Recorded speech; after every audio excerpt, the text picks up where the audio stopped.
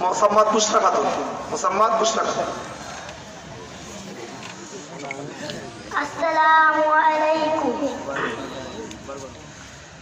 عن أبي هريرة رضي الله تعالى عنه قال قال رسول الله صلى الله عليه وسلم إن لله تعالى 99 اسما من أحصاها دخل الجنة অর্থ হযরত আবু হুরায়রা রাদিয়াল্লাহু তাআলা আনহু হইতে বর্ণিত, তিনি বলেন যে রাসূলুল্লাহ সাল্লাল্লাহু আলাইহি ওয়াসাল্লাম বলিয়াছেন, আল্লাহু তাআলার 99টি নাম আছে, যে উহা মুখস্থ করিবে সে জান্নাতে প্রবেশ করিবে।